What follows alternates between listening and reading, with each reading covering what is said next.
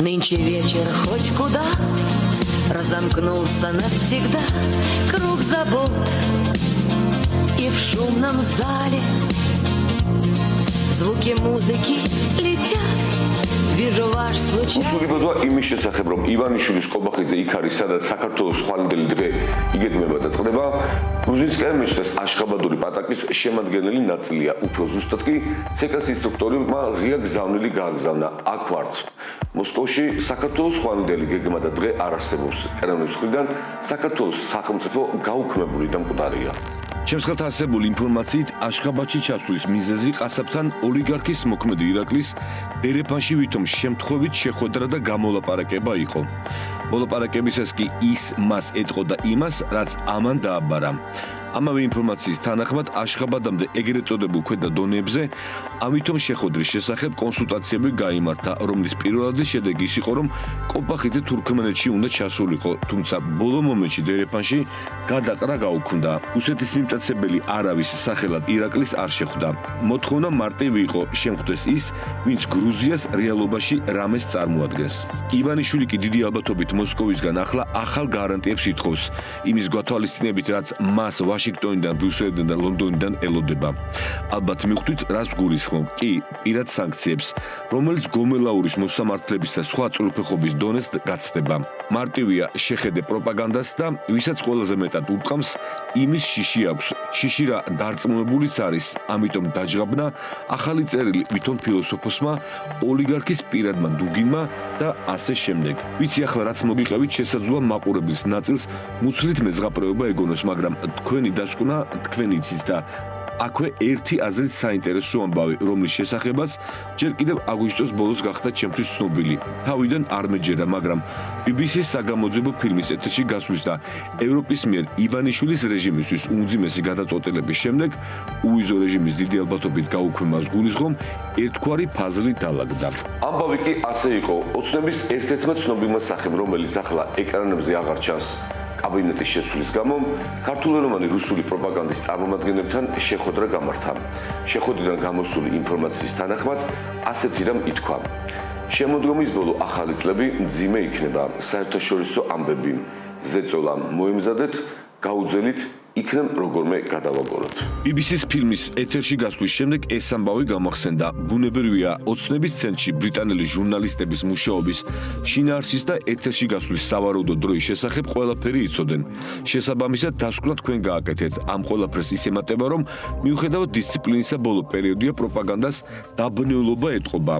გადაგორება, როგორც ჩანს, ძალიან ჭირს. ეს ამდენი ბევრისთვის დაუჯერებელი ამბავი ალბათ გასაგებია, რატომაც მოყვევი. ჩემთვის პირადად ისიც გასაგებია, ცოცხალი ტროლი, რომელმაც მამუკა მდინარაძესაც აჯობა, რატომ გააქტიურდა. ჯერ დილით პოსტს დაწერს, ეგრეთ წოდებული პირველი კანონმდებელი, რომელსაც მერე პროპაგანდა ხმას დაადებს, მოგვიანებით კი 1 საათიან ვითომ ბრიფინგებს ჩაატარებს წინასწარ შეთანხმებული კითხვა-პასუხით. გასაგებია, საღამოს პროპაგანდას რამე ხომ უნდა ჰქონდეს გამოშვებაში. ამ ტროლის მთავარი მიმართულება ევროკავშირის, ნატოს და ზელენსკის ლანძღვაა. ჯერ შეუძლებელია თქვა, თუ ვინმე თუ იქნება ამ ომის გამარჯვებული, თუმცა უკვე დანამდვილებით შეიძლება თქვა, რომ ამ ომს ნამდვილად ყავს ორი დამარცხებული, ეს არის უკრაინა და ევროკავშირი. უცებ რომ დავუშვათ, რომ ეს მართლა პარლამენტის მართლა თავმჯდომარეა და ტროლი არ არის. რუსეთს რომ შენი ქვეყანა ოკუპირებული აქვს და ამბობ, აღარ გავაგრძელებ მეტი ღალატი, მეტი ანტიქართული, მეტი ანტისახელმწიფოები და მეტი რუსეთის მამებლური განცხადება რაღა უნდა იყოს. ისტორიაში ხომ შევიდა რუსულ კანონზე ხელმომწერად, არ იყო, მიდი შიპო მეტი შეგიძლია. პუტინის მედვედევმა ევროკავშირის ბოლო სამიტს ვარაფსკოის ხადნიაკი უწოდა, არ გაჯობოს, გადაასწარი. ეს არის კმარა და როდესაც წითელი არმია შემოვიდა საქართველოში 1921 წელს, ისინიც ქართული ხალხის დასახმარებლად შემოვიდნენ, ქართული ხალხის სახელით შემოვიდნენ და ამბობდნენ, რომ საქართველოს იმჟამინდანი ხელისუფლება, დამოუკიდებელი საქართველოს ხელისუფლება ქართულ ხალხს არ ემსახურებოდა და ქართული ხალხი იყო დასახმარებელი. ასე შემოვიდა ხიშტით მე-6 წითელი არმია საქართველოში. და ასე გაგვიუქმა ჩვენ სუვერენიტეტი და ის რაც გუშინ ევროკავშირის უმაღლესმა საგარეო წარმომადგენელმა თქვა, ეს არის ჩვენი სუვერენიტეტის სიტყვით გაუქმება. ისაც წითელმა არმიამ ხიშტით გააკეთა, ახლა ცდილობს კაია კალასი რომ სიტყვით გააკეთოს და ჩვენი სუვერენიტეტი გააუქმოს. ანუ სახელმწიფოს რუსეთი კი არა, ევროკავშირი გვიუქმებს. ანუ წითელი არმიასავით ევროკავშირი შემოიჭრება და ანუ 9 აპრილით ევროკავშირმა მოგვიწყო აფხაზეთი და სამაჩაბლოც ევროკავშირმა წაგვართვა. მალადეც შეპე ტაკდირჟაც უარესი წკნა ცოტა ხანში მიუბრუნდები, მანამდე კი მას ხომ არ ჩამორჩებოდა და ცეკას ინსტრუქტორმა არც მეტი არც ნაკლები ევროკომისარი კუბილიუსი 9 აპრილში დაადანაშაულა. იგი კუბილიუსის თემას გავიღებთ, გარბაჩოვის თანამოაზრე იყო, რომელმაც აქ სერიოზული სისხლი დიდი სისხლი დაღვარა საქართველოში. ქართველების სისხლით არ ქონდა გარბაჩოვის ხელებით დასული. აქედან გამომდინარე მსჯელობთ და აქედან გამომდინარე მივდივართ იმ წარსულთან, რომელიც მათაერთიანია. ჯაჯაგია ამ დროს ქალაქკომის ინსტრუქტორი იყავით, მანამდე კალინინის რაიკომის ინსტრუქტორი. მერე კი ყველაზე საინტერესო წლებში 1991-დან 2004-მდე მოსკოვში მთავრობის წარმომადგენლის მოადგილე და დავიჯერო არაფერი ხსმენიათ გენერალ ლებედზე, ვინ არის, თუ არიცით და არც გახსოვთ და არც ივანიშვილს მოუყოლია, მე გაგახსენებთ. 1996 წელს გენერალი ლებედი პრეზიდენტობის კანდიდატი იყო. მან არც მეტი არც ნაკლები მისი საარჩევნო შტაბი ივანიშვილის ბანკის ოფისში იყო განთავსებული. ივანიშვილი ლებედს აფინანსებდა და არას კრუტკებდა. იმ არჩევნებზე რეაქციონერი გენერალის მთავარი ფუნქცია კომუნისტის ზუგანოვისთვის ხმების წართმევა იყო. ივანიშვილის დაფინანსებმა ლებედმა დავალება შეასრულა და ის მესამე ადგილზე გავიდა, რამაც არჩევნების მეორე ტური უზრუნველყო. არჩევნების მეორე დღეს ლებედი უშიშროების საბჭოს მდივნად დაინიშნა და იმავე დღეს მან მხარდამჭერებს მოუწოდა მეორე ტურში ხმა მიეცათ ელცინისთვის. კრემლის ან პოლიტექნოლოგიური თამაშის ნაწილი 9 აპრილის ჯალათის როდიონოვის თავდაცვის მინისტრად დანიშნა იყო. 3 ივლისს ელცინმა მეორე ტურში გაიმარჯვა. 17 ივლისს კი როდიონოვი ივანიშვილის დაფინანსებული ლებედის რეკომენდაციით მინისტრად დაინიშნა. ამიერკავკასიის ჯარების სარდლის როდიონოვის სპეცოპერაცია 9 აპრილის მონაწილე 106 საჰაერო სადესანტო დივიზიის მეთაური რუსი ჯალათი ლებედი ივანიშვილმა კრასნოიარსკის მხარის გუბერნატორის არჩევნებზეც დააფინანსა. ალუმინის ომის მონაწილე ივანიშვილი მეტალო ინვესტის აქციონერი გახდა. ამ რუსულ შავ ბიზნესზე საუბრით არ დაგლით, მით უმეტეს რომ დიდი და ჩახლართული თემაა. ვიცი ისიც გჯერათ რომ რამდენი ჩადო, იმაზე მეტი ამოიღო და შავი ფულიც იშოვნა. ასე რომ ცოტა ფრთხილად ამხანაგოვოს კი ცოტა ფრთხილად. წინა კვირას აშხაბადში რუსი ყასაბის მოედანზე ჩასვლა, როგორც უკვე გითხარით, სპეცოპერაცია ბოდიშის ერთ-ერთი კულმინაციული ნაწილი იყო. რუსული გეგმის მიხედვით დანაწევრებული საქართველოს სადღაც რუსეთ-ბელორუსის კავშირში უნდა შეეტრეს და რუსეთს ბოლომდე უნდა მიებას, რომ მერე ვინმე გვითხრას, მერე კი არა ახლავე რომ რუსეთის იმპერიაში ნებაყოფლობით შევედით. ისტორიის გადამწერმა ამაზე ერთხელ უკვე ხომ იბოდიალა. Что касается Грузии, то грузинский народ.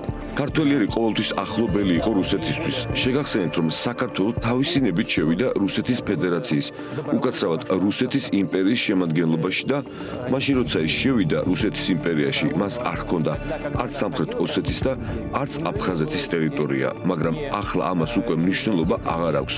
მნიშვნელოვანია რომ ჩვენ განსაკუთრებული პატივისცემით ვიპყრობით ქართველ ხალხს. Грузинскому народу. იმდენი შენი დედა რამდენიც ეგრე იყო და რამდენიც პატივისცემით, მე რაც ქნა და ახლა რასაც შვება, კი იცით.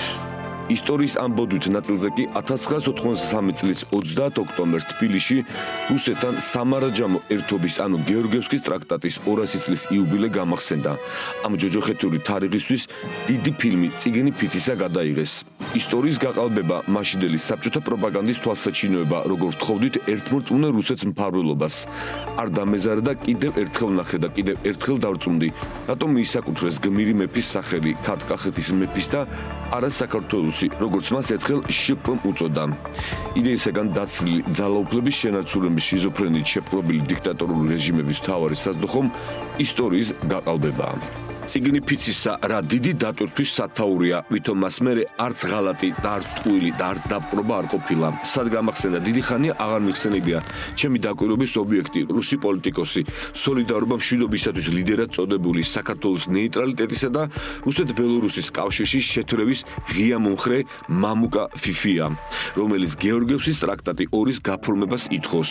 სულ არ გამიკვირდება რომ მალე ფილმი პროპაგანდამ დიდი ზარზემით გაუშვას ეთერში. პრომოში ეს ნაწილი ჩადეთ რა, რუსის ჯარი ცხადი იყო თუ მოჩვენება, მაგრამ ციურ მხედრობას კი გავდა.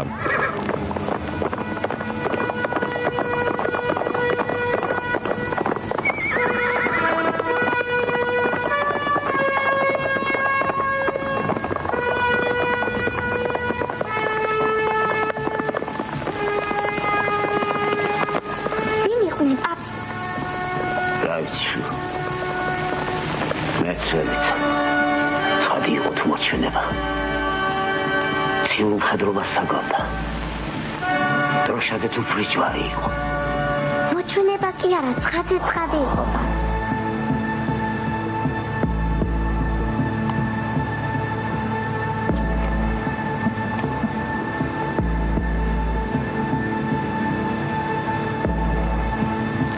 პროპაგანდისტულ ფილმზე ამდენი ტყუილად არ გესაუბრეთ. ცოცხალ ტროლს წულუკიანის ღალატის კომისიის დასკვნა წიგნად გამოუცია. რუსული ფიციდან გრუზინულ ღალატამდე.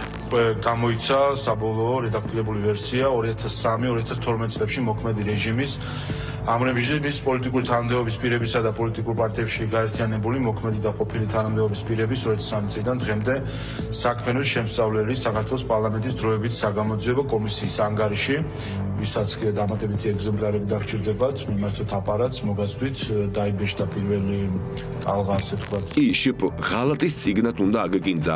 თუ მოასწარით თქვენს მიერ რეფორმირებულ სკოლებში ერთი წიგნით რომ უნდა ასწავლოთ, იქ შეიტანეთ რომ მომავალი თაობა ბოლომდე მოწამლოთ. სადმე ერთმორწმუნეობას დაუმატეთ. წიგნი ფიცისას ერთ-ერთი მთავარი ხაზი ეგ არის მე რა რომ ეკლესიების შეგვითეთრეს, დაგვინგვირეს სამღვდელობა, დაგვიხვრიტეს. პატრიარქს სრული ტიტულით არ მოიხსენებენ და ეგზარხოსიც დაგვასვეს. ამიტომაც არ მიკვის ის რაც ახლა სანაპიროზე რაღაც ადმინისტრაციულ შენობაში ხდება. ამიტომაც არ მიკვის რომ ადამიანური სათნოებისგან და სიყვარულისგან დაცლილი ეკლესია დუმს ყველაფერზე, რაც გარუსებულ საქართველოში ხდება. ამიტომაც არ მიკვის რომ მარბიელები ხალხის დამსისხელნებლები, დიდი ალბათობით ქიმიური იარაღის გამომყენებლები ლამის ღვთის კაცებად გამოაცხადეთ.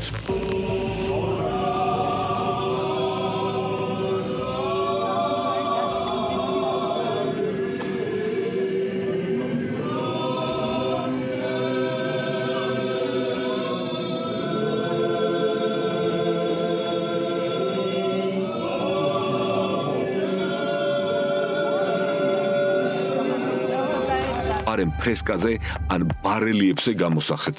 დასასრულისკენ წავიდეთ. ორივე სიტყვა მინდოდა მეთქვა რუსეთის ერთმორწმუნე სერბეთშიო ორბელიანის სასახლის ბინადრის ჩასვლაზე. მაგრამ ამის მერე რაღა უნდა ვთქვა. ეკონომიკაზე უსაუბრია ბაქოსთან და ერევანთან ურთიერთობის ბოლომდე აფუჭებენ და სერბეთიო. აფუჭებენ მეზობელთან ურთიერთობას რომ იზოლაცია უფრო ღრმა იყოს. სტრატეგიული მარშრუტების დაკარგვა ფეხებზე კიდიათ. ჩრდილოეთი ხომ დიდია. და ბოლოს ორი განცხადება არქივიდან. ერთი საყოველთაოდ ცნობილი.